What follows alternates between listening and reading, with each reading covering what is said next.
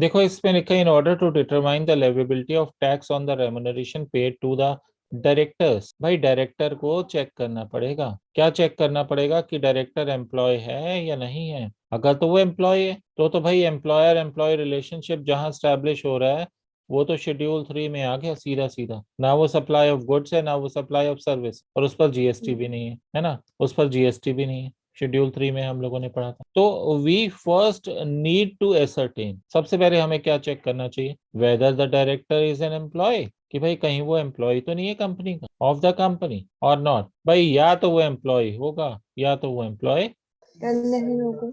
नहीं होगा।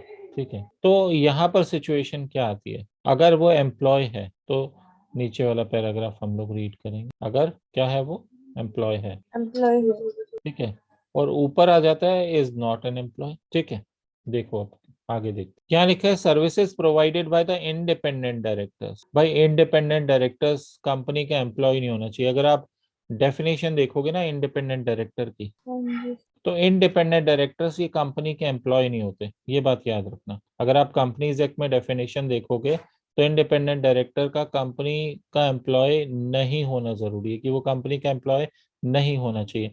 ये पार्ट टाइम या फिर नॉन एग्जीक्यूटिव डायरेक्टर जिसे हम बोल देते हैं, those directors by whatever name called who are not employees of the said company. भाई ये कंपनी के एम्प्लॉय नहीं होते। फिर लिखा है to such company in lieu of remuneration. भाई इनको रेमुनरेशन नहीं मिलती। मैंने अभी क्या लिखवाया था, इनको क्या मिलती है अभी, फीस। फीस। ठीक है, कई बार हम लोग उसे सिटिंग फीस भी बोल देते हैं, है ना। Of remuneration as consideration for the said services are clearly outside the scope of schedule 3। भाई ये एम्प्लॉयर एम्प्लॉय रिलेशनशिप नहीं माना जाएगा शेड्यूल 3 में, ये शेड्यूल 3 में एम्प्लॉयर एम्प्लॉय रिलेशनशिप नहीं माना जाएगा। और ये जीएसटी में कवर्ड है क्योंकि ये एम्प्लॉयर एम्प्लॉय रिलेशनशिप नहीं है यहाँ पर, नॉट एम्प्लॉय, इसलिए जीएसटी लगेगा इस पर। अच्छा कौन सा मैकेनिज्म, आरसीएम एप्लीकेबल होगा, रिवर्स चार्ज मैकेनिज्म। ठीक है, as seen in table given above illustrating the reverse charge services, such remuneration paid to the directors is taxable in the hands of company on reverse charge basis। अभी diagram बनाया था हमने, इस पर GST कौन पे करेगा, जो सर्विसेज इंडिपेंडेंट डायरेक्टर्स की होंगी इस पर जीएसटी कंपनी पे करेगी, जीएसटी कंपनी पे करेगी। डायरेक्टर सर्विस प्रोवाइडर है, कंपनी सर्विस रिसिपिएंट है, और आरसीएम का केस है सर्विस रिसिपिएंट पे करने के लिए जीएसटी कंपनी लायबल होगी जीएसटी पे करने में। यहाँ तक किसी को डाउट? No sir. अनुश्री और मोहित? No sir. बच्चों आगे देखते हैं फिर। बच्चों अब सिचुएशन आती है, ऊपर तो लिख दिया था एम्प्लॉय नहीं है, सेकंड पैराग्राफ में क्या लिखा है, सेकंड पैराग्राफ में लिखा है कि भाई वो एम्प्लॉय है, इज एन एम्प्लॉय। भाई एम्प्लॉय है तो भी एक पॉसिबिलिटी है, तो भी एक पॉसिबिलिटी है जहां पर जीएसटी लग सकता है। मैंने वो एग्जांपल दिया था सैलरी के चैप्टर में, इनकम टैक्स में, आपको याद होगा कि एक टीचर है, फैकल्टी है, वो यूनिवर्सिटी के लिए पेपर सेट करता है ना, लेकिन वो यूनिवर्सिटी का एम्प्लॉय नहीं है, वो कॉलेज का एम्प्लॉय है। याद है आप लोगों? ये सर सैलरी में बताया था ना ये बिल्कुल टॉपिक। बिल्कुल। तो ऐसे ही डायरेक्टर्स वो एज एन एम्प्लॉय भी कुछ सर्विसेज दे रहे हो सकते, और उसके अलावा भी कुछ एडिशनल लीगल कंसल्टेंसी सर्विस दे सकते हैं जो भाई उनका कॉन्ट्रैक्ट ऑफ सर्विस में नहीं आता। बात समझ रहे हो, जिसके पैसे उन्हें सैलरी के एडिशन में अलग से मिलते हैं, और कंपनी भी उसे उस एडिशनल अमाउंट को जो कंपनी उन्हें पे कर रही है वो उसे एज अ सैलरी नहीं दिखाती, कंपनी उसे सैलरी नहीं दिखाती, वो लीगल कंसल्टेंसी या किसी न किसी और पॉइंट के थ्रू अलग से शो कर रहे हैं किसी ना किसी तरीके से। ठीक है, तो जो जो अमाउंट कंपनी डायरेक्टर को दे रही है बट वो सैलरी का पार्ट, वो किसी और सर्विसेज के अगेंस्ट कंपनी डायरेक्टर को पे कर रही है, तो भाई वहां पर एम्प्लॉयर एम्प्लॉय रिलेशनशिप तो नहीं होगा ना। Yes sir. तो वहां पर फिर आपका आरसीएम एप्लीकेबल हो सकता, ठीक है ना, वहां आरसीएम एप्लीकेबल हो सकता। तो यहाँ हाँ 149 सबसेक्शन 6 में देखो इसकी डेफिनेशन इंडिपेंडेंट डायरेक्टर की दी हुई है। मुझे पूरा याद नहीं आ रहा था, 146 करके याद आ रहा था। 149 सबसेक्शन 6 में इंडिपेंडेंट डायरेक्टर की डेफिनेशन दी हुई है कंपनीज एक्ट, ध्यान देना इधर बच्चों, रीडिंग लगवा रहा हूँ। In case where it is ascertained that a director, irrespective of name and designation, is an employee, next step would be to examine whether all the activities performed by the director are in the course of employer-employee relation। तो भाई जो भी वो services दे रहा है director company को, क्या वो एम्प्लॉयर एम्प्लॉय रिलेशनशिप है? बच्चों यहाँ दो पार्ट्स बन जाते हैं, एक तो कॉन्ट्रैक्ट ऑफ सर्विस है जहां पर एम्प्लॉयर एम्प्लॉय रिलेशनशिप है, एक कॉन्ट्रैक्ट फॉर सर्विस है, ये इंडिपेंडेंट सर्विसेज अलग से अगर कोई दे रहा है डायरेक्टर कंपनी को। खैर आगे देखते हैं इसमें क्या दिया है। Director remuneration which are declared as salaries in the books of company. भाई जिसे तो एज अ सैलरी दिखा रखा है बुक्स ऑफ कंपनी में, आपको पता है टीडीएस कटता है अंडर सेक्शन 192 स्लैब रेट के हिसाब से, ठीक है भाई, वो तो जीएसटी, उस पर तो जीएसटी नहीं लगेगा। जिसे एज अ सैलरी दिखा दिया, टीडीएस काट दिया अंडर सेक्शन 192, ठीक है, तो वो उस पर तो जीएसटी नहीं लगेगा। Not taxable being considered for consideration for services by Consideration an for employee to the service. employer in the course of or in relation to his employment। ये शेड्यूल 3 में कवर्ड है, ये शेड्यूल 3 में covered है। जिसे आपने जो amount आपने एज अ सैलरी दिखा दी है डायरेक्टर, यहाँ तक तो ठीक है। कहानी चेंज कहाँ होती है? कहानी वहां चेंज होती है जहां आप सैलरी से अलग दिखा रहे हो। कोई अमाउंट पे कर रहा है, किया है कंपनी ने डायरेक्टर को, लेकिन वो सैलरी में इंक्लूड नहीं हुआ। देखो, further the part of employee director's remuneration which is declared separately other than salary। भाई आप कोई कंसल्टेंसी फीस दे रहे हो डायरेक्टर को, कुछ और चार्जेस दे रहे हो जो सैलरी में इंक्लूड नहीं कर रहे, तो भाई ये तो प्रोफेशनल सर्विसेज हो गई। ये भी टीडीएस में कवर्ड है अंडर सेक्शन 194 जे। आपको पता है सीए सीएस वगैरह इन सब की सर्विसेज 194 जे में आती हैं। तो 194 जे में ऑफ इनकम टैक्स एक्ट जो फीस दी जा रही है फॉर प्रोफेशनल और technical services are treated as consideration for providing services. भाई ये जीएसटी में कवर्ड है, ये सैलरी में इंक्लूड नहीं होगा। इस पर टीडीएस कटेगा 194 जे में, सेक्शन 194 जे में टीडीएस डिडक्ट होगा, है ना। और शेड्यूल 3 में कवर्ड नहीं है ये। शेड्यूल 3 में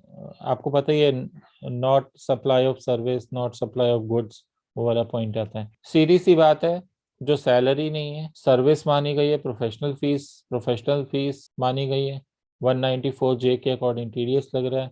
भाई इस पर जीएसटी लगेगा, इस पर जीएसटी। भाई डायरेक्टर एम्प्लॉयर एम्प्लॉय रिलेशन, ठीक है, यहाँ पर यस, यहाँ पर नो, ठीक है। नो वाले केस में सीधा क्या हो गया, फीस पेड आरसीएम एप्लीकेबल। बच्चों कंसेप्ट क्लियर है ना। तो फीस पेड पर तो लगेगा टीडीएस, कौन से सेक्शन में, है ना। अच्छा फिर यहाँ पर दो सिचुएशंस है एम्प्लॉयर एम्प्लॉय वाले में भी। कौन सी दो सिचुएशंस बनेंगी? यस बच्चे, भाई उसे जो सब मिल रहा है उसे सैलरी माना है या नहीं माना, समझ रहे हो? सैलरी है यस, तो भाई टीडीएस कौन सा है, अंडर सेक्शन 192, है ना। और अगर सैलरी नहीं माना तो भाई फीस माना है, तो फिर यही वाला केस आ जाएगा। नो वाली सिचुएशन में यही वाला केस आ जाएगा। फीस पेड है टीडीएस अंडर सेक्शन 194 जे, आरसीएम एप्लीकेबल होगा।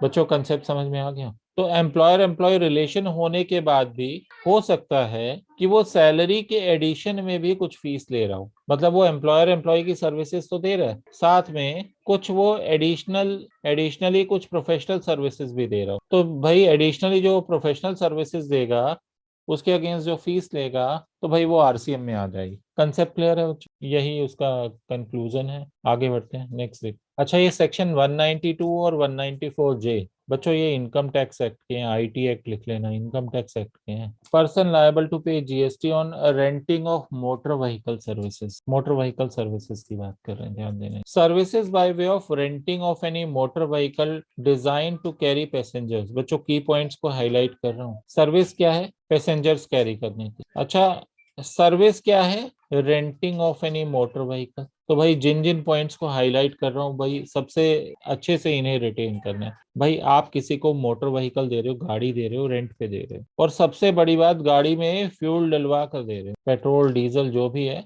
वो आप डलवा कर दे रहे हो। Cost of fuel is included in the consideration charge. तो आप जो रेंटल चार्ज कर रहे हो उसमें गाड़ी जो प्रोवाइड कर रहे हो उसमें फ्यूल आप डलवा कर दे रहे हो गाड़ी में, ठीक है। अच्छा गाड़ी जो आप दे रहे हो वो पैसेंजर्स कैरी करने वाली कार है जिसमें आप पैसेंजर्स को ले जा सकते हो, ठीक है, उसकी रेंटिंग कर रहे हो। From the service recipient are taxable at the following two rate. अच्छा अभी ध्यान होगा, थोड़ी देर पहले ध्रुव ने डिस्कस किया था सर आईटीसी लेंगे या नहीं लेंगे, उसके ऊपर क्या रेट ऑफ जीएसटी डिपेंड करता है, ठीक है। बच्चों यहाँ पर बात की गई लिमिटेड आईटीसी की, यहाँ आईटीसी ना लेने की बात नहीं की गई। This is the difference. तभी मैंने कहा था केस टू केस अभी डिस्कस करेंगे। यहाँ ये नहीं कहा गया कि नो आईटीसी। इससे पहले जीटीए वाले में मैंने लिखा था नॉट क्लेमिंग आईटीसी या नो आईटीसी, तब 5% था। यहाँ पर नो आईटीसी नहीं लिखा, यहाँ लिमिटेड आईटीसी लिखा है। अच्छा, नो आईटीसी और लिमिटेड आईटीसी में डिफरेंस ये है, नो आईटीसी में तो आप बिल्कुल इनपुट टैक्स क्रेडिट ले ही नहीं रहे थे। लिमिटेड आईटीसी में ये है कि भाई सिर्फ इस प्रोडक्ट लाइन में आप आईटीसी क्लेम करोगे, मतलब जो इससे रिलेटेड गाड़ी और पेट्रोल, इससे रिलेटेड जो परचेज, जो भी आपका जीएसटी पे किया है, सिर्फ उसी का क्रेडिट ले रहे हो, किसी और आईटीसी का आप क्रेडिट इसमें नहीं लोगे। ठीक है, सिर्फ इसी का ही क्रेडिट लोगे, किसी और आईटीसी का क्रेडिट आप यहाँ पर नहीं लोगे, दैट इज लिमिटेड आईटीसी। ठीक है ना, आगे डिटेल में वैसे इसको पढ़ेंगे, बट मैंने आपको शॉर्ट में मतलब बता दिया कि भाई जिस चीज में आप डील कर रहे हो उसी के जो परचेज का आईटीसी है उसी को आप ले रहे हो, आप किसी और किसी और आईटीसी का क्रेडिट या बेनिफिट यहाँ पर नहीं ले रहे, दैट इज लिमिटेड आईटीसी। देखो यहाँ पर लिखा हुआ है of input services, meaning short में इन्होंने भी लिखा हुआ है, क्या लिखा हुआ है, लिमिटेड आईटीसी का मतलब क्या है, of input Of services input services in the in the same same line line or of, within. इस बिजनेस लाइन से हटकर किसी दूसरे आईटीसी का क्रेडिट यहाँ पर नहीं ले रहे, सिर्फ इसी बिजनेस लाइन में जो आपका आईटीसी बन रहा है सिर्फ उसी का क्रेडिट ले रहे हो। अच्छा, यहाँ पर जीएसटी का रेट 5%, 5 total. ठीक है ना, तो 2.5% हमारा सीजीएसटी हो गया और 2.5% एसजीएसटी या यूटीजीएसटी हो गया। ठीक है ना, और इन दोनों का टोटल अगर देखें तो आईजीएसटी 5% बन जाता है। डन। तो यहाँ पर सर्विस प्रोवाइडर कौन है भाई, सर्विस प्रोवाइडर वो है जिसने तो गाड़ी रेंट पे दी है, मोटर व्हीकल पैसेंजर्स को कैरी करने के लिए, गाड़ी में तेल भी डलवा के दिया है। ठीक है, आगे देखते हैं। अच्छा, जीएसटी का रेट 12% कहाँ हो भाई, जहां पर आप फुल आईटीसी ले रहे हो, समझ रहे हो, ऑन आईटीसी ऑन गुड्स और services used in supplying renting, मतलब आप फुल आईटीसी ले रहे हो वहां पर 12%। बाकी कंसेप्ट मैंने ऊपर समझा ही दिए, आगे देखते हैं। In the following paragraphs we have explained as to who is person liable to pay tax in case of each of above two rates. भाई लायबिलिटी किसकी होगी जीएसटी पे करने की, अब ये देख लेते हैं इन दोनों केसेस।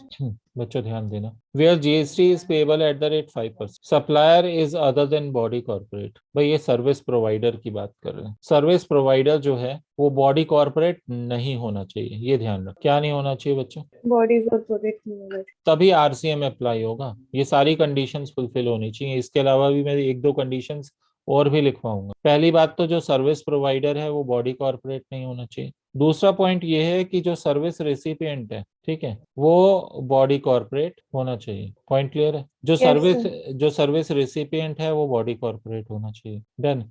तो आरसीएम का केस एप्लीकेबल हो जाएगा, क्या एप्लीकेबल हो जाएगा, RCM का केस। आरसीएम का केस एप्लीकेबल हो जाएगा। ठीक है, नेक्स्ट पॉइंट क्या है, person liable to pay GST is recipient, और आरसीएम में ऑब्वियस सी बात है रेसिपिएंट जो है वही लायबल होगा जीएसटी पे करने। इधर देख लेते हैं 12% का पॉइंट कहाँ एप्लीकेबल होगा, ध्यान देना इधर। अगर सप्लायर बॉडी कॉर्पोरेट है तो ये आरसीएम में नहीं जाएगा, फिर ये फॉरवर्ड चार्ज में जाएगा। अगर सर्विस प्रोवाइडर जो है वो बॉडी कॉर्पोरेट है तो फॉरवर्ड चार्ज एप्लीकेबल होगा, या सर्विस रेसिपिएंट जो है वो बॉडी कॉर्पोरेट नहीं है तो भी फॉरवर्ड चार्ज एप्लीकेबल है। और फॉरवर्ड चार्ज में लायबिलिटी किसकी भी बनेगी टैक्स पे करने की, जीएसटी पे करने की, सप्लायर की। बिल्कुल सर्विस प्रोवाइडर की, सप्लायर की लायबिलिटी हो। डन। अच्छा, यहाँ पर रेट कौन सा एप्लीकेबल हो जाएगा, 12%। डन, 12%।